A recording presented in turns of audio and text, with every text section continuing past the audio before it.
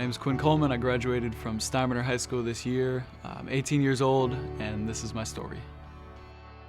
All the way up until about 11 years old, I was Catholic. I knew about Jesus, knew what he did, knew he died on the cross, and all that, but I never really, put that into action, never really lived it like I meant that. When I was 11, my parents got divorced. I lived with my mom for about a year. She was unable to take care of us, and so they moved us into my dad's custody. My dad got remarried. My stepmom is actually the person who brought me to Idlewild. She went there. She started bringing me, my brother, my sister, my dad there. I started getting into the ministry there, and I loved it. Went to camp in middle school. 7th grade year is when I got saved at camp. I had heard the message over and over again, sitting in a Catholic mass, and it kind of just got repeated and repeated, and it was like, okay, I've heard this, let's move on. But that night at camp, it was the 3rd night of camp, and I heard that, and I was like, okay, I've heard this before, but why does it seem different? It's the same words, but they sound different to me, and it's like, it was the first time I'd actually felt it and not just heard it. All summer I was involved in tons of stuff at Idlewild, trying to do devotions, all this, trying to grow closer to God. But then when August came around and we got back into school, I got off that camp high, started getting back into the groove of regular life.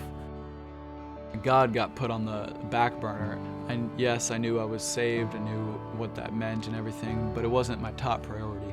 And I was more focused on my external image rather than showing people who God is. Everyone at church was like, oh, Quinn's such an awesome guy, such a nice guy, he loves God, and he's just growing in his relationship with God. But no one really knew me outside of church. They had this image of me as this holy person who's going strong for God, but at school it was the exact opposite. I fell into sexual sin, making bad jokes, horrible mouth, making fun of other kids for whatever reason. That got me into a bunch of bad stuff. I got deeper and deeper, dug into a pit, didn't know how to get out. I was living a double life pretty much, and I was one way at church and another way at school.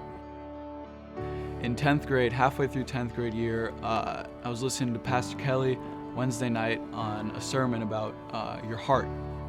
You can clean up your heart as much as you want. You can go to camp and flush your heart out of all this bad stuff and have a brand new heart, have it clean, but your heart needs to be filled with something. You have to fill it with God and fill it with the Bible and knowledge and wisdom and all these things that will block out the bad stuff. And so that really hit me, and I realized that I needed to clean my heart out. I couldn't wait, so I did it that night. So now, having graduated high school, not only in school but in this ministry, I'm gone. My time is up for high school, and leaving my last day of high school, it hit me that I'm probably not going to see these people ever again. I had all my time that I had to pour into these people and to influence them in a godly way is gone. I had so many opportunities and so many chances to pour into people, and I just brushed it off. God would tell me to, hey, go talk to this person, go see how this person's doing. And I was like, well, I would love to, but it's out of my way. It might be uncomfortable, it might be awkward, people might look at me funny or whatever. And all that distracted me from actually going and doing it. And by the time I had thought about it so much, the opportunity had gone. I don't want you guys to be in the place where I am, where I'm looking back on my high school career and I'm thinking, man, I can't believe I didn't talk to this person. I can't believe I didn't influence this person. This person was so close and I just let them kind of slip away. Be bold and be courageous and be unashamed of your faith, because that's what's going to change lives. Going to church on Sundays and Wednesdays and then going home and not doing anything about it isn't going to change lives. It'll barely change your life. What changes your life and what changes other people's lives around you is 100% dedication, 100% being unashamed of the gospel.